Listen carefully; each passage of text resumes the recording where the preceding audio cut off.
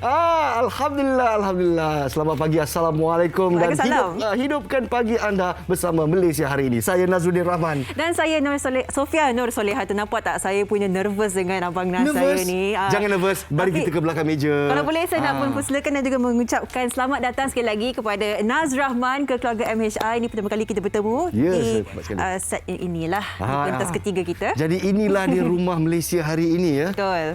Teruja buat pertama kalinya sebab kita bersiaran buat pertama kali di Glamary ya. Betul. Tapi semuanya menjaga SOP. Harapnya agar anda semua keadaannya sihat, bersemangat pagi ini. So tentunya hari ini adalah 6 Ogos 2021, hari Jumaat, penghulu segala hari. Semoga dengan keadaan yang ialah bersemangat ceria pagi ini. Banyak yang kita nak perincikan, banyak berlaku juga semalam ya. Ya, tepat sekali. Jadi sekarang ni Malaysia hari ini bersiaran hanya untuk sejam. Jadi semuanya dipadatkan buat anda untuk menghidupkan pagi. Jadi kita mulakan dengan sesuatu yang bersemangat. Kita mulakan dengan syukur. Syukur kepada ahli-ahli Olimpik kita ya Sofia. Betul, syukur. Banyak yang telah pun berlaku di pentas gelanggang Olimpik. Tapi sebelum itu tentunya semalam kita dikejutkan ya. Dengan angka yang kita sedia maklum memang sudah diberikan ramalan akan mencecah 20,000 kes. Tetapi semalam lama kita melihat catatan kes sebanyak 20,596 kes di Malaysia, Nas.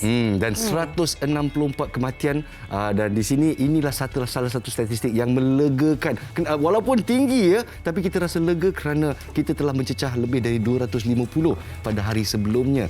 Tapi namun begitu jumlah kes kami semakin meningkat.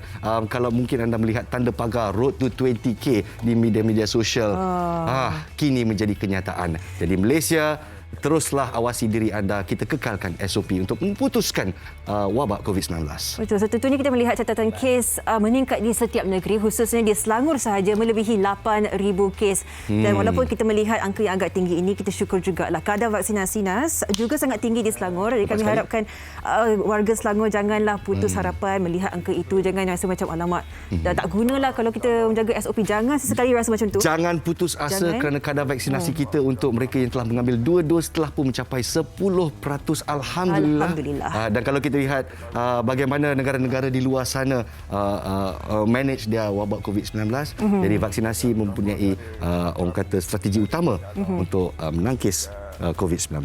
Betul. Sekarang itu COVID-19 itu balik semula kepada kehangatan syukur Tokyo 2020. Semalam walaupun pendek katanya lah kita tidak dapat untuk membawa pulang sebarang pingat, tetapi semangat juang yang ditunjukkan oleh Panda Lela Rinong semalam boleh kita raikan di pentas akhir bagi acara ini ya, dalam 10 meter platform individu wanita berjaya mendapatkan tempat ke-12. Jadi apa kita lihat aksi kepada anda yang telah berjaya melihat aksi Panda Lela Rinong, terjunan pertama dan kedua mungkin telah memberikan sedikit tamparan kepada tahap keyakinan beliau, dan saya yakin Panda Lela Rinong boleh melakukan lebih baik. Jadi Panda Lela pun dah berkata, lihatlah saya di Paris. Wah, nampak tak? Itu kata-kata yang dibawa sehingga ke Paris 2024 nanti. Cepat sekali. So, tentunya kita juga ingin meraikanlah kerana walaupun dalam acara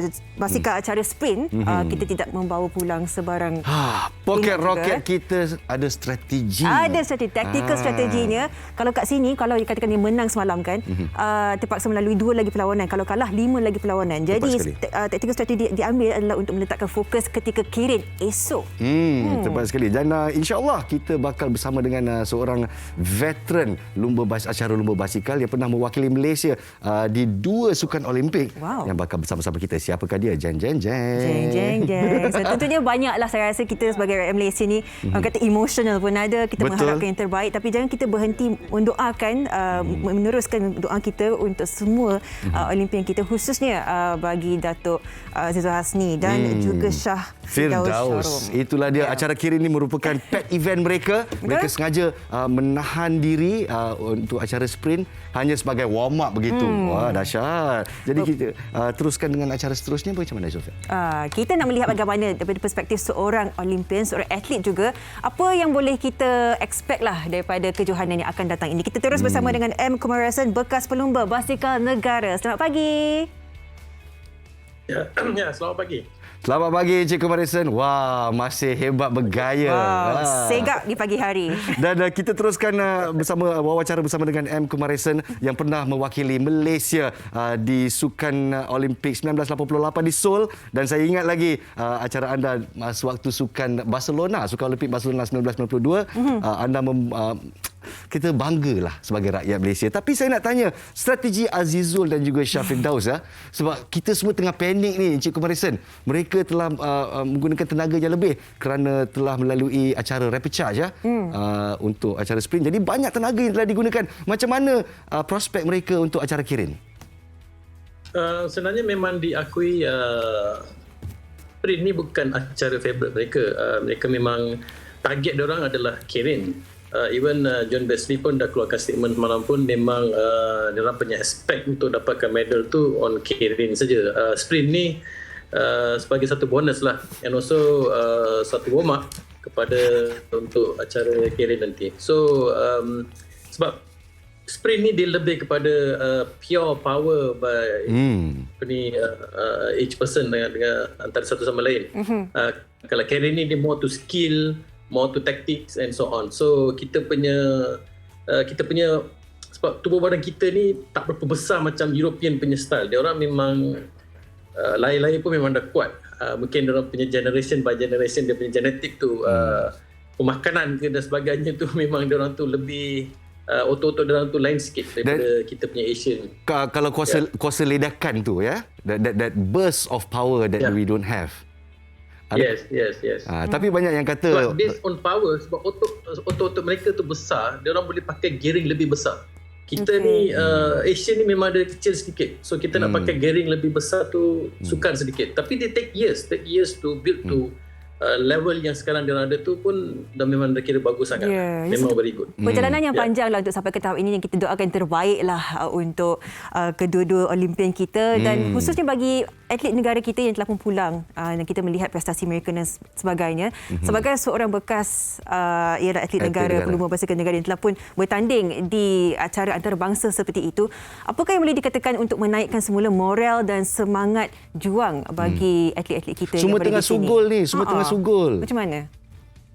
No, macam Aizul dengan Firdaus ni memang diorang tahu target mereka tu Kirin. So bagi mereka untuk kekalahan di dalam acara sprint ni tidak memberi apa-apa kesan, sebab memang mereka tahu dah cuba sedaya upaya daripada sebenarnya kalau you tengok ranking mereka masa qualifying tu, Aizul dapat tempat ke-17, Firdaus saya rasa tempat ke-22. So daripada itu mereka dapat sampai ke peringkat the best 8. Jadi itu pun dah kira bagus tu, sebab daripada ranking yang bawah kamu boleh naik sampai ke atas, which is kalau macam biasanya orang-orang yang tak pernah bertanding ataupun tak pernah pergi ke world level tu, orang tak tahu dia punya level tu betapa susahnya dan juga betapa sukarnya keadaan untuk melakukan sesuatu yang luar biasa di sana. Bagi saya apa yang mereka lakukan tu dah memang hebat. Ya. Memang cukup hebat. Tapi di sini ada juga pendapat rata-rata kebanyakan rakyat Malaysia memberikan sokongan penuh kepada atlet-atlet kita. Tapi ada juga pendapat yang mengatakan bahawa atlet Malaysia ini perlu meningkatkan jati diri. Dan bila apa yang membezakan Johan dengan yang kecundang hanya beberapa saat saja. Ya, jadi kepada untuk pendapat Encik Marison, kepentingan kekuatan mental, betapa pentingnya. Silakan. Oh ya, sudah pastinya kita perlukan satu mental yang begitu kuat dan juga persiapan yang begitu rapi sekali lah. Terutamanya kalau kita nak menghadapi kejohanan-kejohanan sedemikian seperti Olimpik ataupun kejohanan dunia, persiapan tu amat penting. Di mana kita kena menyertai banyak perlombaan-perlombaan ataupun kejohanan-kejohanan bertaraf dunia. You kena pergi sirkuit macam tu. You kena selalu kena pergi lomba seperti itu. Dan daripada situ you akan dapat satu ketabahan ataupun satu confident. Kalau you tak pergi sakit dunia ni, you tak akan dapat confidence. Saya setuju. Lonjakan confidence, keyakinan itu sangat penting. Kita harapkan yang terbaik untuk mereka. Ayo kita sama doakan. Kita ucapkan terima kasih juga kepada M. Marison, bekas pelumba basikal negara, sudi memberikan sedikit input lah apa yang boleh kita expect dan kita harapkan daripada atlet-atlet kita. Terima kasih. Thank you for your feedback, sir. Thank you for your service to the nation. Terima kasih banyak-banyak. Baiklah, kita berehat seketika di Malaysia hari ini. Kita buka dengan sesuatu yang bersemangat, Sofia. Jadi apa lagi yang kita boleh lihat? dari segi paparan untuk Malaysia hari ini. Banyak lagi pengisiannya, so tentunya kita perlukan anda untuk kekal menonton Malaysia hari ini. Hidupkan pagi anda. Jumpa sebentar saja lagi.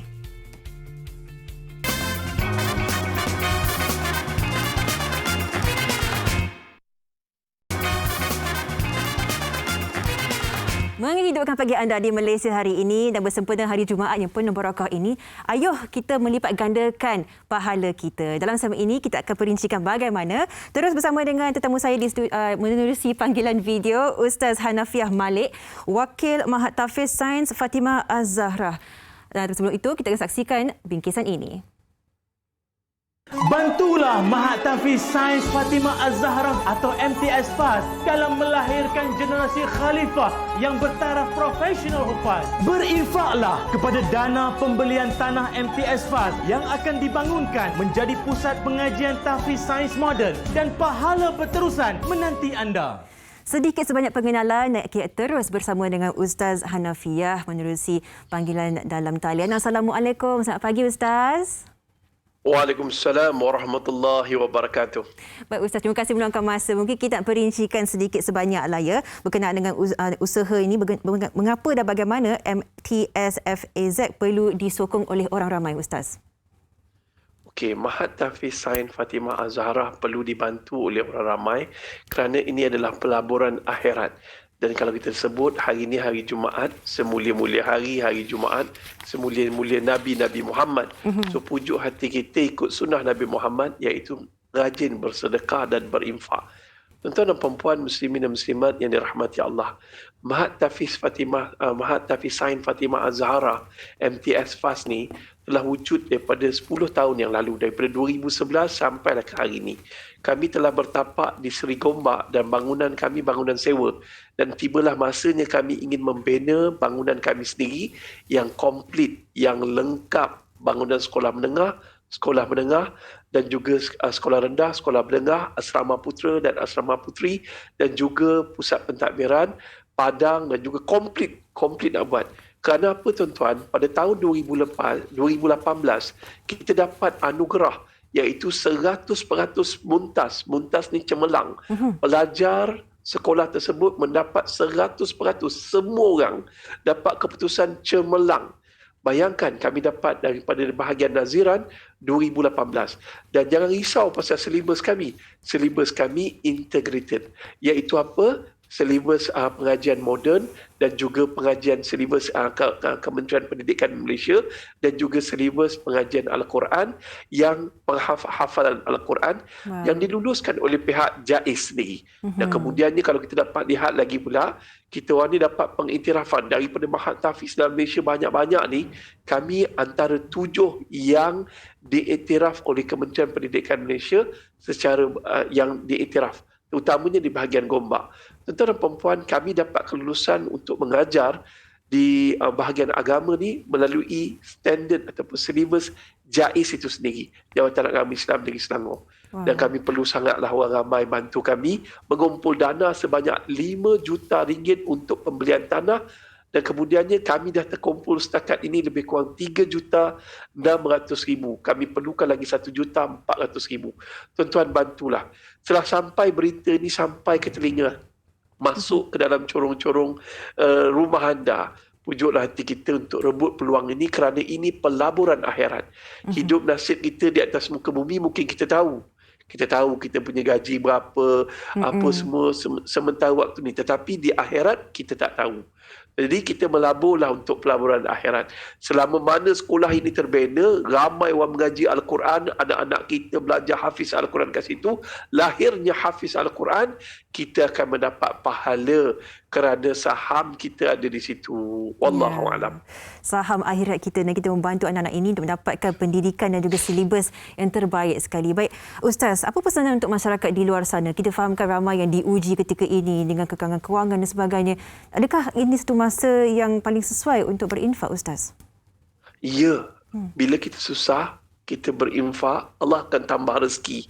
Kesusahan kita akan berlalu. Kita tengok surah Ali Imran ayat 133-34. Burulah kamu keampunan daripada Allah. Bersegeralah kamu bertaubat kepada Allah Ta'ala. Sesungguhnya burulah kamu syurga Allah yang lebih luas daripada langit dan bumi, yang disediakan untuk orang yang bertakwa. Orang bertakwa ada 4 ciri. Dan yang pertama, suka bersedekah waktu susah ataupun senang. Bukan waktu senang dia tunggu sedekah. Dan ada pepatah Melayu kata, bersedekahlah sehingga kaya. Bukan tunggu kaya baru bersedekah. Jadi untuk masyarakat waktu ini rebut peluang. Walaupun kita susah, tak banyak, sikit. Setiap pagi amalkan sedekah subuh. Tak banyak, sedikit. InsyaAllah yang sedikit itu barakah dan kemudiannya Allah akan tambah. Rezeki kita akan menjadi melempar ruah. Wallahu'alam. InsyaAllah. Terima kasih mengingatkan kita, Ustaz. Tentunya kita kena teruslah bersedekah untuk membantu yang lain, ya. Akhir sekali, Ustaz, secara ringkas ni bagaimana caranya untuk kita semua berinfak dan sama-sama untuk menjayakan lagi pembinaan Mahat Hafiz ini, Ustaz? Kita ada sistem barcode yang tuan-tuan boleh nampak kalau ada di skrin boleh tayangkan. Sistem barcode ataupun bekerjasama dengan, kami ada buat kerjasama dengan Bank Islam. Tuan-tuan ambil je e-legacy ni tuan-tuan, ataupun umum. Umum ni berapa saja perlu bagi. E-legacy ni kita ambil satu paling rendah RM30 sebulan. RM30 sebulan ni maknanya satu hari RM1 dan kita ni, dan dia akan potong daripada akaun kita RM30 setiap bulan. Wow. Infak setiap bulan. Ada yang paling tinggi yang diamond iaitu RM500 sebulan. Tuan-tuan, RM500 rasa besar. Kalau untuk akhirat, tetapi kalau RM500 untuk dunia ni, Allahu Akbar. Habis bawa jalan je, senang-senang je habis. InsyaAllah. Saya doakan semua yang menyumbang. Saya doakan semua yang menyumbang untuk Mahat Hafiz Sains Fatimah Az-Zahra ni, Allah kurniakan rezeki yang melempar ruah, ketenangan jiwa yang tak boleh dibeli dari mana-mana, dan dikurniakan syurga yang hampir dengan Rasulullah SAW. Amin, insya-Allah. Terima kasih kita ucapkan kepada Ustaz sudi meluangkan masa memberikan sedikit gambaran dan penjelasan. Ustaz Hanafiah Malik, Wakil Mahat Hafiz Sains Fatimah Az-Zahra. Terima kasih, Ustaz. Semoga dilipat gandakan ialah bersedekah ni, kita banyak pahala dan sebagainya. So, tentunya ini memerlukan kita semua untuk sama-sama menjayakan projek ini. Dan di segmen kali ini kita mendekati pula antara inisiatif inisiatif yang memastikan kita menerima makanan yang terbaik, berkualiti dan juga bersih. Tepat sekali. Pertama sekali saya kagum dengan kebolehan Sofia untuk berbicara dan berjalan ke saya ke set baru ya. Boleh tahan juga, boleh tahan. Boleh, ini suatu skill yang saya kena belajar di Malaysia hari ini. Jadi ya saya setuju Sofia. Saya pun pernah buka suatu restoran suatu masa dulu, dan penghantaran makanan, kalau kita cerita pasal penghantaran makanan, dah meningkat 30%. Jadi keselamatan makanan kita itu sangat-sangat penting. Jadi bersama-sama kita untuk bercerita tentang keselamatan makanan, especially bila kita cerita tentang delivery, ya. Kita bersama dengan Razila Muhammad Anwar, iaitu konsultan dan tenaga pengajar makanan, dan juga yang berbahagia Datin Rita Sosilawati, pemilik restoran Wak Pek. Nasi ambeng yang begitu lazat. Assalamualaikum. Waalaikumsalam, Naz dengan Sofia. Terima kasih. Waalaikumsalam. Terima kasih kerana bersama-sama kita. Dan kalau kita nak kongsikan suatu statistik, 30% peningkatan penghantaran makanan di Malaysia sejak wabak COVID-19 dan juga PKP. Jadi apakah orang kata keperluan utama untuk menjaga keselamatan makanan bila dihantar? Jadi mungkin kita mula dengan Puan Razila. Silakan. Ya, hai, saya Cik Razila lah. Saya merupakan perunding makanan. So, macam kita tahu pandemik sekarang memang banyaklah kita kata request daripada pengguna nak hantar secara kita kata pack food lah. So, bagi saya yang main peranan penting ni adalah pengusaha sendiri, okey. Orang yang membungkuskannya, dan juga kedua adalah food rider lah kita kata. Food Panda ke, kita kata apa, Grab ke, Grab Food. So, paling penting, paling utama adalah jenis bungkusan makanan yang kita pakai. So, kita sebagai pengusaha, pilihlah bekas makanan atau kata bungkus makanan yang bersih lah.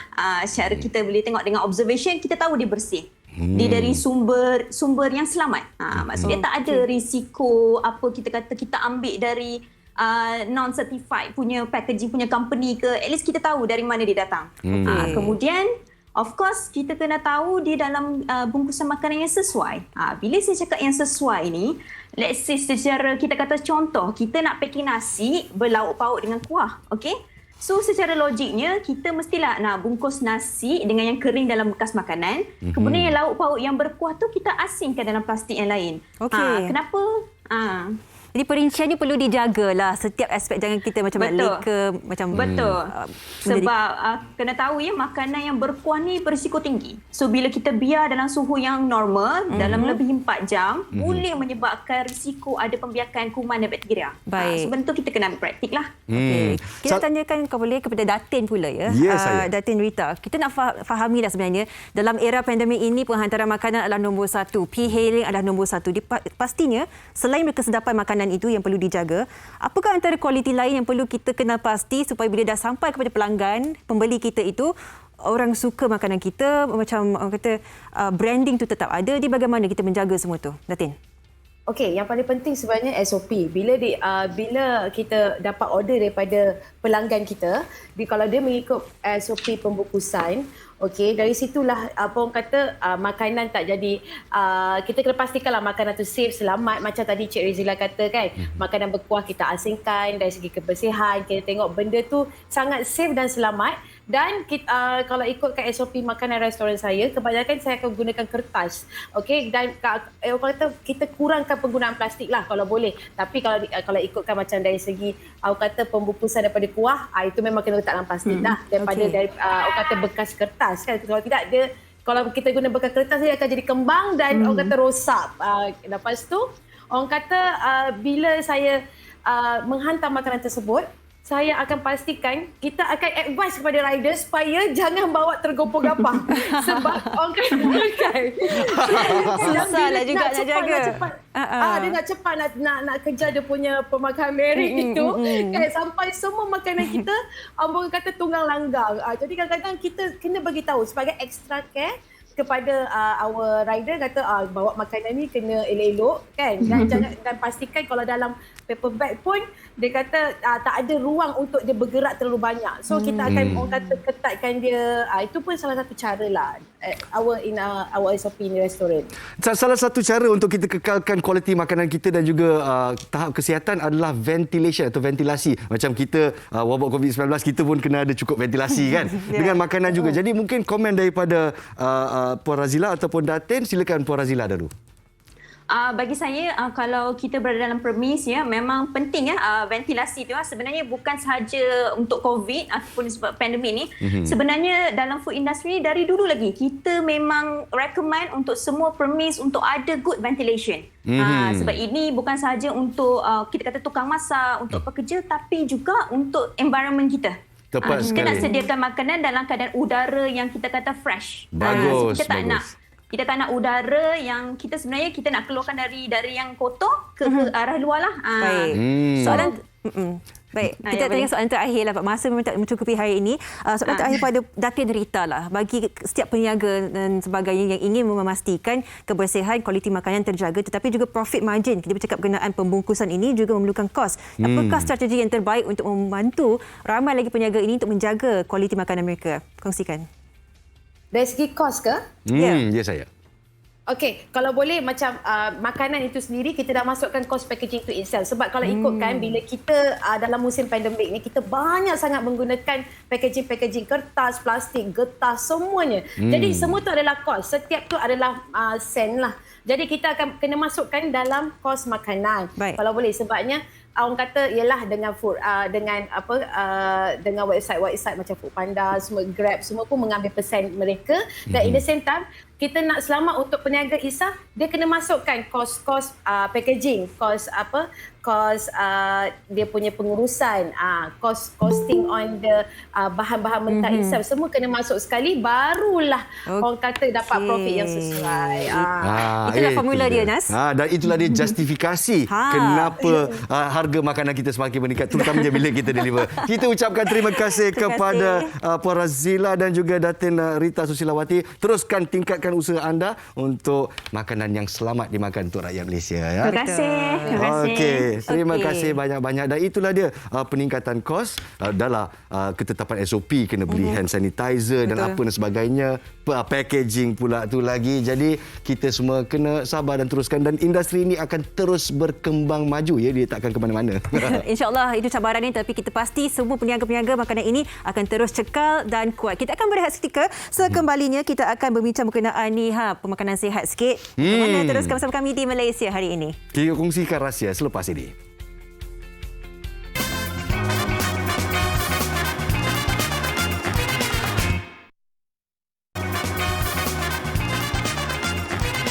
Masih bersama kami di Malaysia hari ini, dan kali ini kita akan mendekati pula antara resepi boleh memastikan kita ada energy booster, kolesterol yang rendah dan juga tenaga yang lebih untuk menjalani hari-hari kita. Dan kita akan mendekati bagaimana sebenarnya pembuatan bagi overnight oats ini. Mari kita saksikan.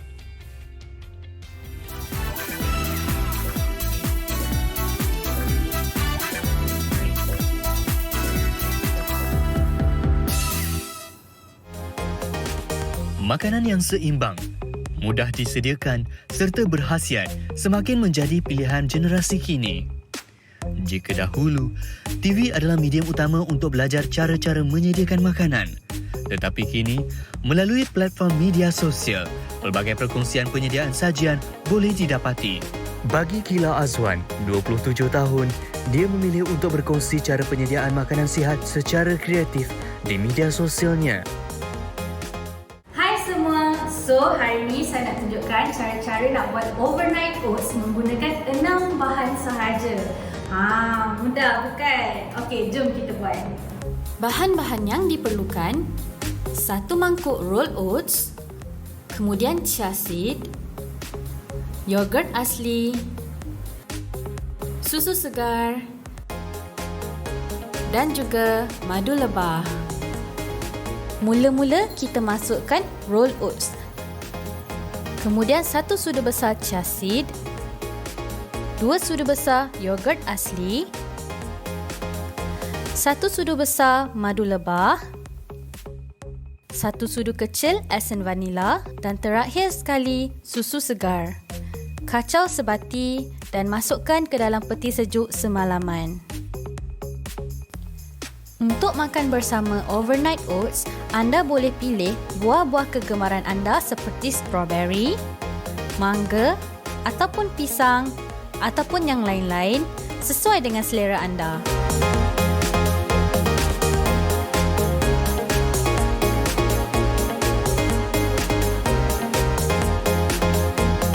Okey, dah siap. Mudah je kan? Korang pun boleh try.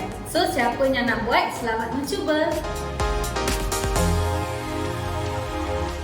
Nampak tak? Mudah dan pastinya berkhasiat. Tapi jangan terlalu banyak sangat letak gula ataupun letak banyak sangat buah, sebab kita kadang lupa tahu buah ni juga ada gula dia sendiri. Tapi apa pun, Nas, awak suka makanan sihat yang memakan oats juga ke? Terima kasih Sofia, thank you very much. Tapi di sini kalau cakap pasal kesihatan dan makanan, Sofia lah orangnya, sangat sesuai. Bila kita tengok Instagram dia di media sosial, saya tengok dia bersenam pun saya dah penat. Saya tengok pun saya dah penat begitu. Nanti kita senam sama-sama. Tapi itulah dia penjagaan makanan untuk kesihatan jasmani kita. Tapi di sini kita juga tumpukan perhatian kesihatan rohani. Antara cara-caranya untuk memelihara kesihatan rohani kita, wakaf, infak dan juga sedekah. Jadi di sini pula kita bersama-sama dengan Ustaz Syed Putra Haizam Shahbuddin, dari kita berlintas langsung dari Mekah ya. Dia merupakan duta khas Jawatan Kuasa Pembangunan Masjid Al-Ulum Wat Thayyibah di Pantai Remis Perak, dan kita bakal bercerita tentang projek wakaf masjid tersebut di Pantai Remis Perak dan macam mana perkembangannya. Jadi bersama-sama dengan Ustaz Syed Putra Haizam Shahbuddin. Assalamualaikum Ustaz dari Mekah.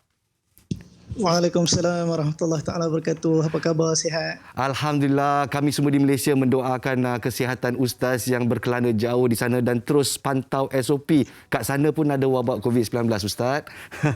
Jadi di sini kita menjemput Ustaz untuk memberikan pengenalan tentang Madrasah Darul Ulum wal Qiraat yang bakal membangunkan Masjid Al-Ulum Wat Thayyibah di Pantai Remis Perak.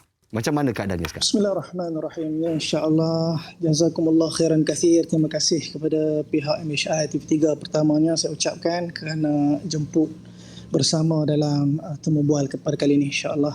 Ya, Alhamdulillah, saya wakil kepada Madrasah Darul Ulum wal Qiraat yang diasaskan oleh satu orang yang sangat saya hormati, Ustaz Haji Abdul Rahman Zakaria dan Ustazah Hajjah Salma Hasan. Dan madrasah ni telah ditubuhkan, diasaskan pada 1 Januari sejak daripada 2013 lagi. Dan sekarang ni disempurnakan, dimudirkan oleh satu orang guru yang juga saya anggap guru saya, Ustaz Maulana Jalaluddin Al-Hafiz Abdul Rahman. Dan beliau satu orang yang sangat saya hormati ilmu dia, sangat saya hormati akhlak dia, berpengalaman dakwah, 17 tahun mengajar Al-Quran di seluruh Malaysia dan luar negara pun ada beberapa jemputan untuk beliau. Dan sekarang ni masjid dibina, Masjid Al-Ulum At-Tayyibah dibina di Kampung Tebuk Ian 2 di Pantai Remis Perak. Dan masjid ni sedang dibina. Masjid ni dibina di atas sebuah tanah sekitar lebih kurang 4.2 ekar. Memenuhi keadaan penduduk yang sangat ramai di situ, lebih kurang 17,000 orang. Dan masjid ini sekarang ni dalam proses pembinaan dan pelajar tahfiz yang sedang belajar. Lebih kurang 300 pelajar orang setiap sesi pembelajaran di sini. Projek ni dah mula dah. Sejak dapat kelulusan daripada Majlis Agama Islam Negeri Perak daripada tahun 2020 hari itu, dan dijangka siap insya-Allah pada hujung tahun 2022 ni insya-Allah. Jadi kita rancang untuk buat banyak aktiviti di sini. Banyak keperluan, banyak perkara yang kita nak bangunkan, daripada sudut biliknya, bilik pengurusan jenazahnya, bilik seminarnya, dewan kuliahnya. Dan kita mengharapkanlah agar bersama-sama rakyat Malaysia yang mendengar, yang melihat, yang menonton MHI pada pagi ini, kita mengambil bahagian dalam pembinaan masjid ni insya-Allah. Kita ambil suatu pandangan untuk bertanya perkembangan terkini kutipan dana yang telah disumbangkan. Cukup atau tak cukup? Berapa lagi yang harus disumbangkan? Silakan. Okey, Alhamdulillah sekarang ni jawatan kuasa telah pun berjaya mengumpulkan lebih kurang 6.2 juta. Alhamdulillah. Dan sebenarnya jauh lagi kita punya target dalam pembinaan masjid ni. Kita memerlukan lebih kurang lagi 18.8 juta. Satu jumlah yang sangat besar. Masih jauh.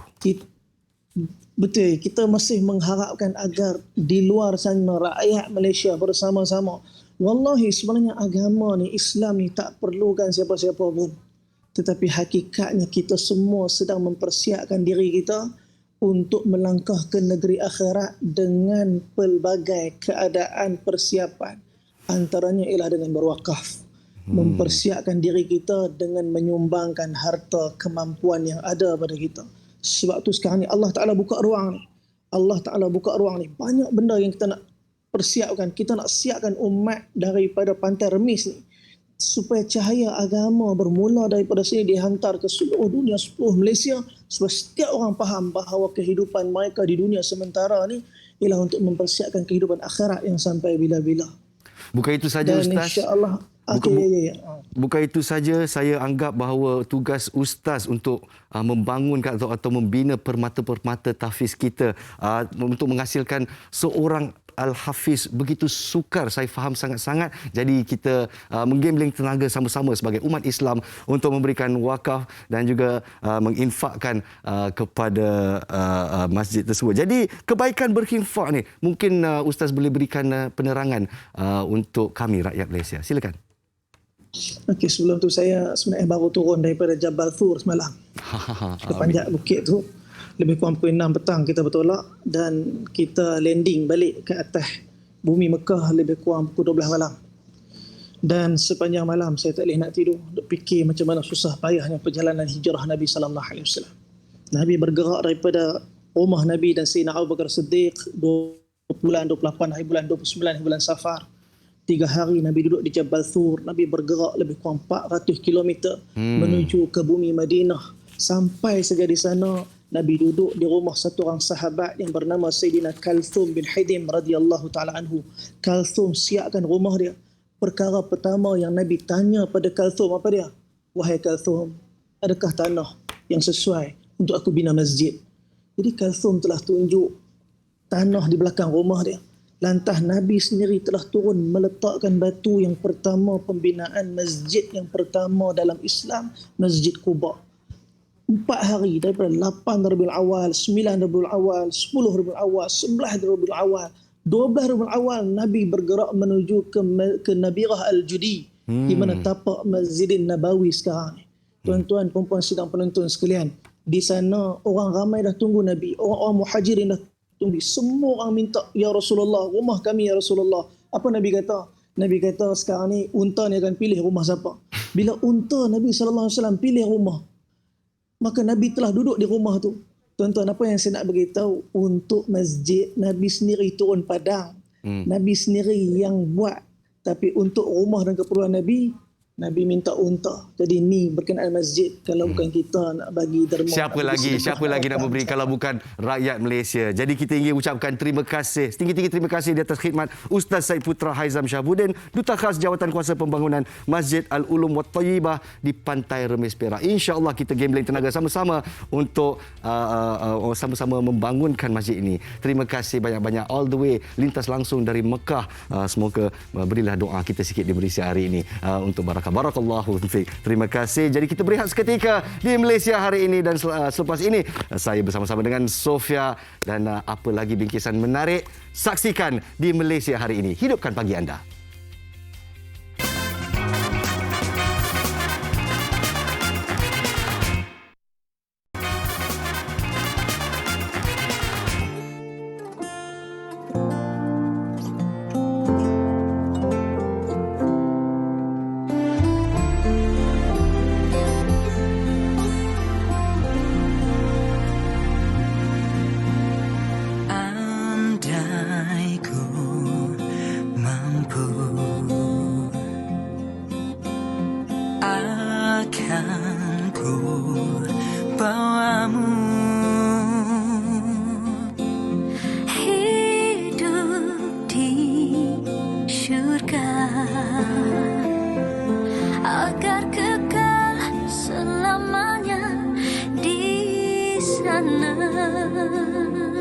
Kisah cinta kita buat aku tersenyum. Kini pun ku rasa bagai di alam syurga.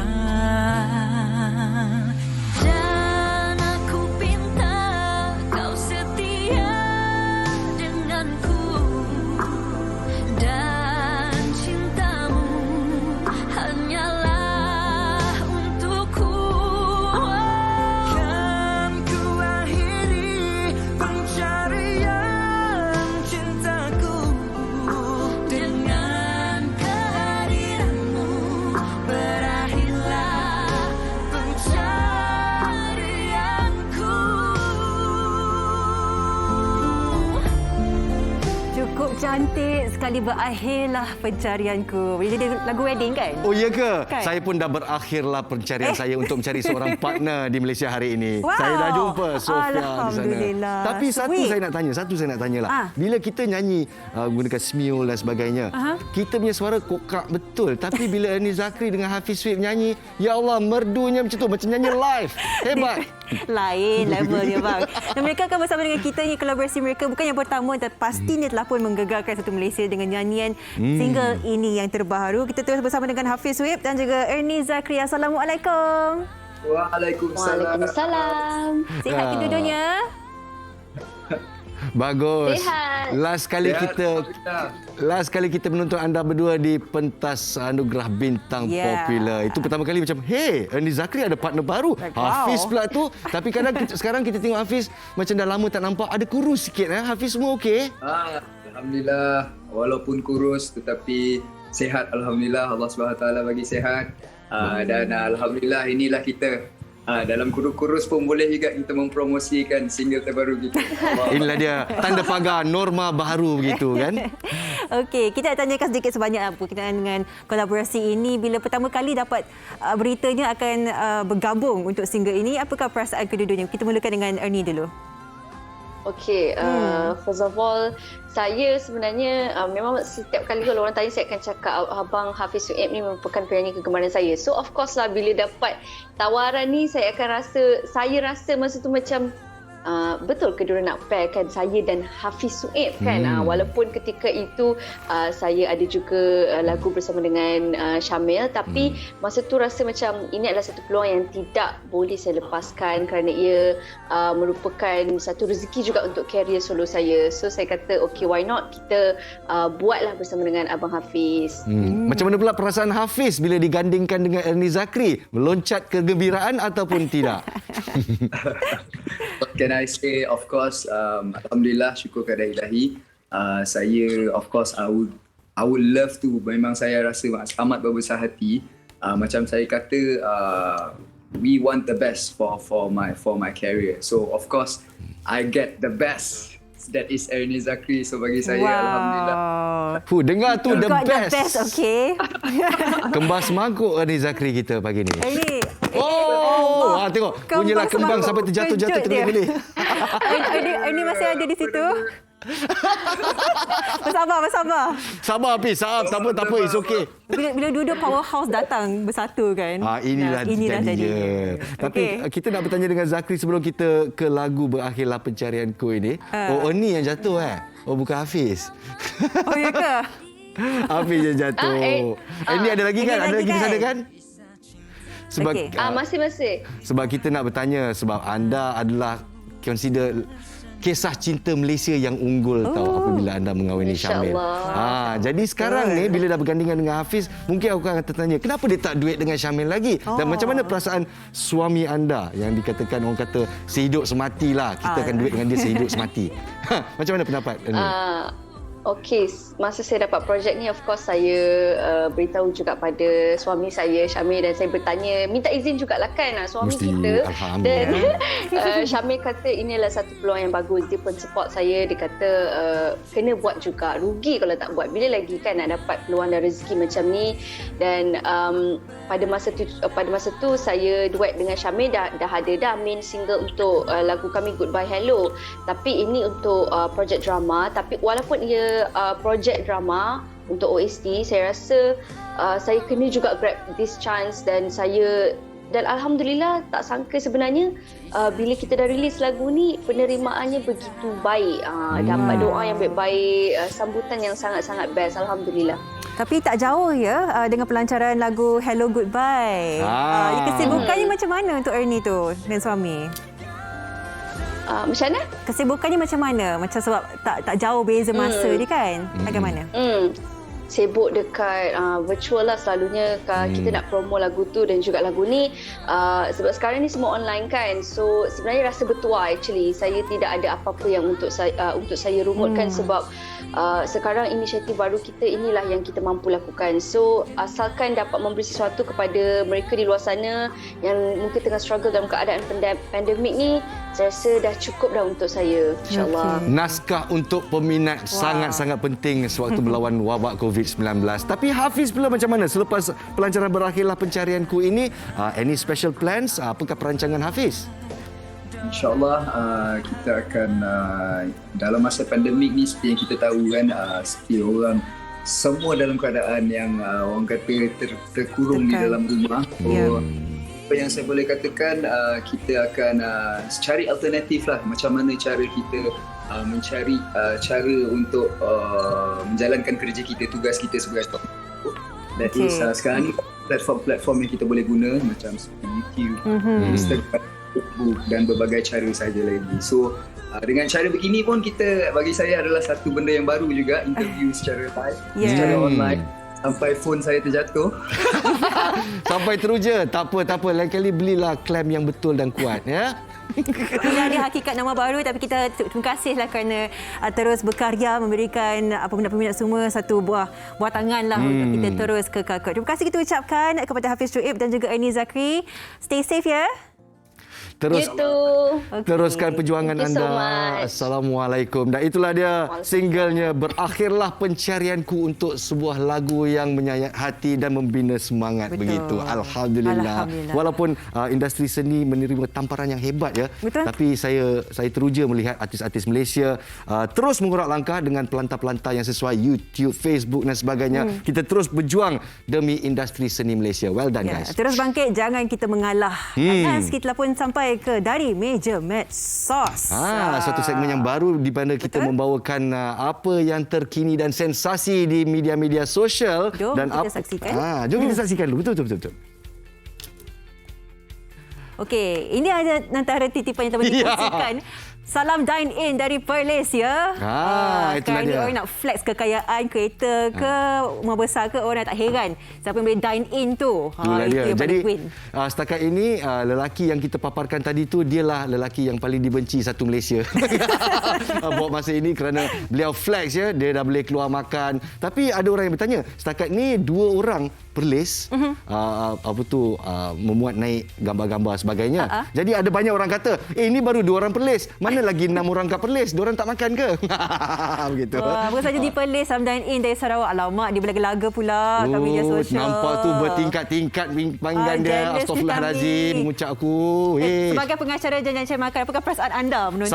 Saya rasa sangat tercabar sebenarnya. Tapi syukur Alhamdulillah untuk rakyat Perlis dan juga Sarawak yang kini boleh menjanakan ekonomi dan dine out. Alhamdulillah. Saya pun ada terima gambar-gambar daripada rakan-rakan Sarawak saya. Oh, kita boleh makan sudah. Boleh makan ya. Tapi gambar-gambar tu saya tak boleh kongsikan kerana tak sesuai untuk kaca TV nasional. Begitu. Faham. Tapi apa pun kita harapkan agar anda walaupun dari kebebasan sedikit, jaga SOP, penjarakan tu jaga, dan kita leka sikit pun sebab takut ditarik balik pula pelepasan itu ya. So stay safe. Dan begitu saja yang dibualkan pagi ini. Nas, kita fahamkan Lionel Messi tidak lagi bersama dengan Barcelona. Yes, saya sebagai peminat bola sepak selepas 20 tahun bersama satu klub Barcelona, kini Lionel Messi terpaksa meninggalkan klub kesayangannya. Kenapa? Ada yang kata duit, ada yang kata mengembangkan kerjanya di usia yang tua ini. Di manakah hala tuju Lionel Messi? Para peminat bola sepak, kita tunggu dan saksikan saja. Ya, kepada anda semua yang menonton kita dari jam 9.30 pagi sehingga kini 1 jam saja. Semoga anda terhibur, semoga anda terus kekal semangat untuk menghidupkan pagi anda. Isnin nanti kita akan bawakan topik berkenaan 4 adik-beradik tular dengan melakukan pelbagai jenis sukan dengan gaya tersendiri. Itulah dia. Ingat tak apa tu clipping yang kita bakal tunjukkan akhir nanti. Tapi rancangan kita untuk besok, topiknya adalah ujian kendiri ya, Isnin ya. Besok kita tak bersiaran. Saya ni teruja lah. Baru masuk MHI lah katakan gitu. Jadi hari Isnin ni saksikan topik kita iaitu ujian kendiri. Jati diri. Macam mana kita nak membawa diri melalui wabak COVID-19. Okey, dan 4 adik-beradik itu kita akan paparkan di hujung siaran ini. Apa pun anda kekal stay safe. Terima kasih Nas untuk siaran hari ini. Itulah dia. Hebat seperti biasa. Sofia, 1 jam Malaysia hari ini kita bergerak macam kereta api peluru. Pop begitu. InsyaAllah kita akan dapat lebih keserasian dan harap-harap peminat Malaysia hari ini terimalah saya dengan sebulat-bulat hati. Amin. Terima kasih semua. Assalamualaikum. Jaga diri. Jumpa Isnin nanti. Have a good weekend. Hidupkan pagi anda. Next to perform, Iza Hamzah, Malaysia.